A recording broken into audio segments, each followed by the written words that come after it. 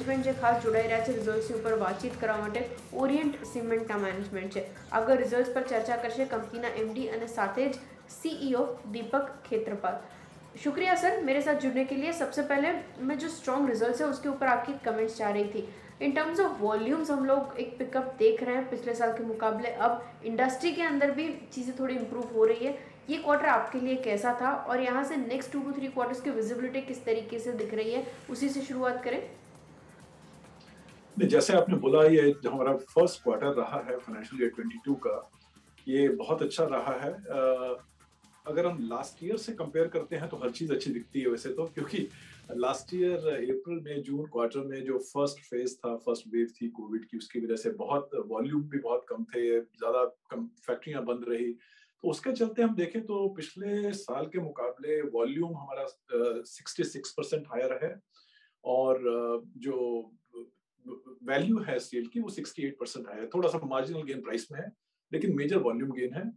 और उसके साथ साथ हमको ये भी देखना है कि अब जो पिछला हमारा क्वार्टर था, कई बार लोग उससे भी कंपेयर करेंगे, लेकिन जब भी Q4 की बात करते हैं एज इट इज तो थोड़ा हमारा सबसे स्ट्रॉन्ग क्वार्टर रहता है. इस साल Q4 और Q1 में थोड़ा गैप ज्यादा इसलिए भी आ गया क्योंकि जो सेकेंड वेव थी कोविड की, करीब अप्रैल मिड से लेके एंड में तक, उसने काफी मार्केट्स को इम्पैक्ट किया और अभी भी चल रहा है उसके हिसाब से. तो पिछले क्वार्टर जो Q4 ऑफ FY21 था, उसके मुकाबले जरूर हमारे वॉल्यूम कम रहे हैं.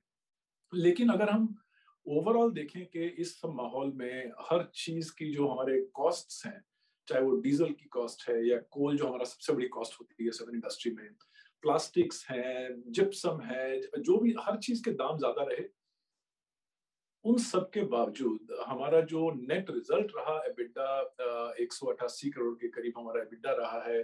पर टन भी हम देखें तो 1375-1380 रुपए की रेंज में हमारा एबिडा पर टन रहा है. तो ये एक ऐसी परफॉर्मेंस है जिससे हम लोग काफी सेटिस्फाइड हैं. सेटिस्फाइड का मतलब ये नहीं कि आगे और इम्प्रूव नहीं करना चाहते हैं, डेफिनेटली इससे भी बेटर करना चाहते हैं. लेकिन जो आपने अगले 1 या 2 क्वार्टर्स की बात पूछी, उसमें हमको ये ध्यान रखना है कि सीमेंट इंडस्ट्री हमेशा जब मानसून पीरियड होता है उसके अंदर नेचुरली क्योंकि कंस्ट्रक्शन एक्टिविटी उतनी नहीं हो पाती बारिश के चलते, तो वॉल्यूम थोड़े से सॉफ्ट होते हैं. और उस वॉल्यूम के सॉफ्ट होने की वजह से सेकेंड क्वार्टर में हम लोग हमेशा देखते हैं थोड़े प्राइस भी गिरते हैं. तो वो हम लोग जो जहां तक वॉल्यूम का सवाल है, क्योंकि फर्स्ट क्वार्टर में ही वॉल्यूम कम हो गए थे, इसलिए अब तक हमें कोई वॉल्यूम में इतना फॉल नहीं दिख रहा है फर्स्ट क्वार्टर के मुकाबले. लेकिन प्राइसिंग समहाउ थोड़ी सी सॉफ्ट जरूर हुई है इन सिंपैथी विद द रेंज. और रेंज आपको मालूम है हमारी जो मेजर मार्केट्स हैं, महाराष्ट्र है या नॉर्थ कर्नाटका है, नॉर्थ तेलंगाना है, वहाँ सारे इलाकों में बारिश बहुत हुई है और उसकी वजह से थोड़े परेशानी तो है. लेकिन फिर भी Q2 के हिसाब से अगर हम चलें तो अभी तक तो ठीक ही है हमारे वॉल्यूम्स. उम्मीद है कि Q2 में जैसे हमारे Q1 में रहे हैं सिमिलर वॉल्यूम्स होंगे.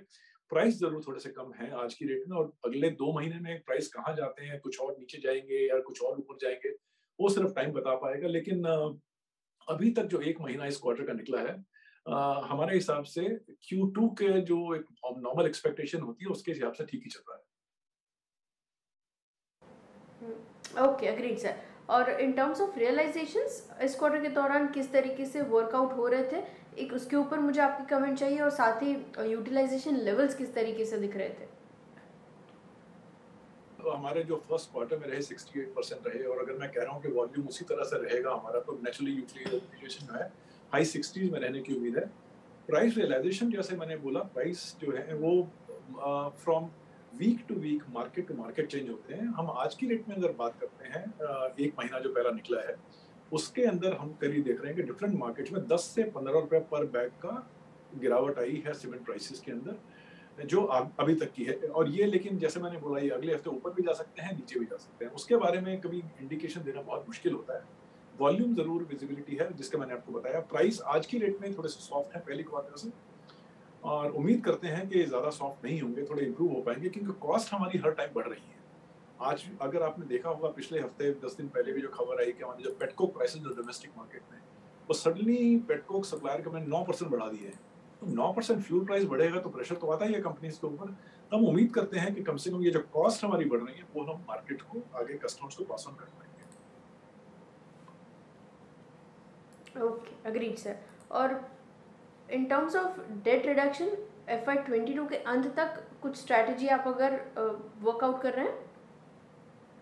मतलब हमारा जो पिछले साल का करते हैं FY21 का, हम लोग करीब 1200 करोड़ के हमारे बैंक लोन्स थे, वो हमने घटा के करीब 774 करोड़ कर दिए थे बाई 31 मार्च 21।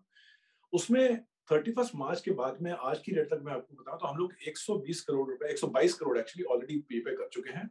तो उसके हिसाब से हमारा आज की डेट में हमारी जो ग्रॉस डेट है हमारी बुक के ऊपर बैंक्स के, वो 650 करोड़ है।